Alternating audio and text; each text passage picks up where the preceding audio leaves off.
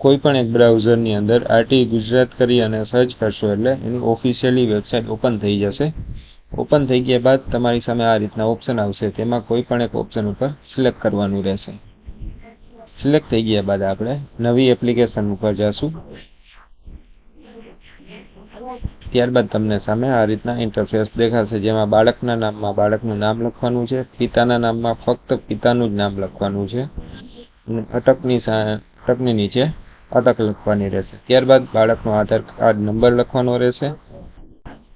ત્યારબાદ બાળક દિવ્યાંગ છે કે નહીં તે યસનો ઉપર ક્લિક કરવાનું રહેશે। ત્યારબાદ જન્મ તારીખ અને મેલ કે ફિમેલ એટલે છોકરી છે કે છોકરો તેને સિલેક્ટ કરવાનું રહેશે। ત્યારબાદ જો બાળકના માતા પિતા ન હોય તો વાલી તરીકે પણ ફોર્મ ભરી શકો છો, તો વાલી તરીકે ક્લિક કરવાનું રહેશે।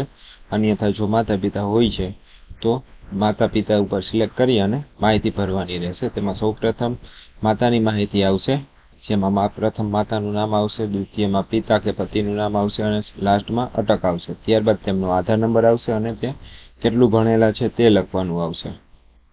અને ત્યારબાદ આવશે અભ્યાસ કામકાજ શું કરે છે તેની વિગત આવશે। આ જ રીતે સેમ ટુ સેમ પિતાની માહિતી ભરવાની રહેશે। પિતામાં પ્રથમ પિતાનું નામ, અભ્યાસ વગેરે। ત્યારબાદ બેંકની માહિતી આવશે, જેમાં બાળકનું ખુદનું જો એકાઉન્ટ હોય તો તેના ઉપર ક્લિક કરવાનું રહેશે, અન્યથા માતા પિતા ઉપર ક્લિક કરવાનું રહેશે। ત્યારબાદ ટોટલી એમાં ડિટેલ્સ એન્ટર કરવાની રહેશે।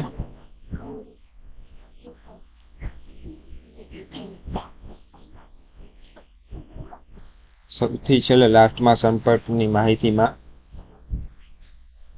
મોબાઈલ નંબર એન્ટર કરવાના રહેશે બંને જગ્યાએ, અને મેલ આઈડી પણ એન્ટર કરી શકો છો, તે ફરજિયાત નથી। ત્યારબાદ આપણે નેક્સ્ટ બટન ઉપર ક્લિક કરવાનું રહેશે।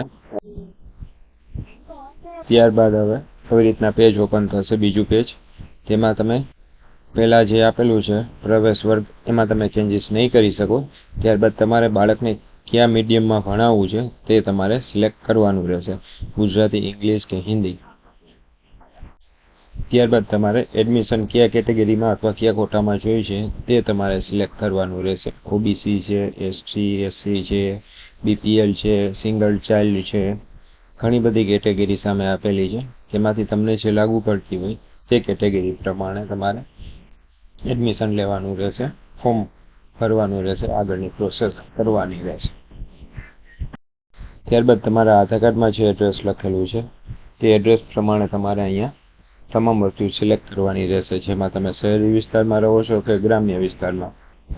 ત્યારબાદ તમારે તમારો જિલ્લો પસંદ કરવાનો રહેશે। ઓપ્શનની અંદર તમારે ઘર નંબર જો હોય તો અહીંયા એન્ટર કરવાનો રહેશે, પછી શેરીનું નામ છે, વિસ્તાર છે, તમામ વસ્તુ અહીંયા એન્ટર કરવાની રહેશે પિનકોડ સહિત। ત્યારબાદ તાલુકો, ગામ, વોર્ડ અને મેપમાંથી અક્ષાંશ અને રેખાંશ પણ સિલેક્ટ કરવાના રહેશે, તે પણ આપણે જાણી। સૌપ્રથમ મેપને ઓપન કરી લેવો, ત્યારબાદ અહીંયા લેબલ પર ક્લિક કરવાનું રહેશે। જે આ રેડ કલરનું જે પિન છે તેને તમારા ઘરના એડ્રેસ ઉપર, ઘરના મકાન ઉપર પિન કરવાનું રહેશે, જે કંઈક આવી રીતના તમે હલાવી પણ શકો છો। ત્યારબાદ ઝૂમ કરી અને તમે પ્રોસેસ આગળની કરી શકો છો। પરફેક્ટ એડ્રેસ નાખી દીધા બાદ તમે પિન કરશો એટલે અહીંયા લોંગિટ્યુડ, એલ્ટિટ્યુડ આવી જશે। ત્યારબાદ આપણે નેક્સ્ટ પેજ ઉપર જવાનું રહેશે। નેક્સ્ટ પેજ ઉપર ક્લિક કરશો એટલે નેક્સ્ટ પેજ આવી રીતના કંઈક હમણાં ઓપન થશે। એમાં તમારા સામે આપેલા છે આઈડી પાસવર્ડ, તેને તમારે સેવ કરીને રાખી દેવાના રહેશે, અન્યથા તમને SMS દ્વારા પણ મળી ગયા હશે। ત્યારબાદ પાછું ફરીથી નેક્સ્ટ પેજ ઉપર જશું।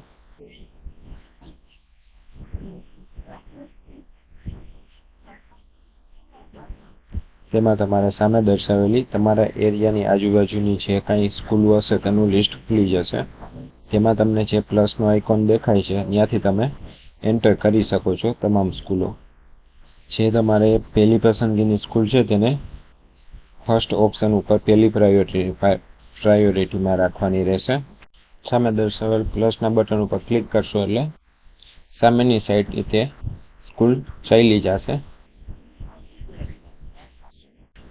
આવી રીતના તમામ સ્કૂલો એડ કરી શકશો. ત્યારબાદ અહીંયા ડિલીટનો ઓપ્શન આપેલો છે. જો કોઈ સ્કૂલ પસંદ ના આવે તો તમે ડિલીટ કરી શકો છો. ત્યારબાદ આપણે નેક્સ્ટ પેજ ઉપર જશું.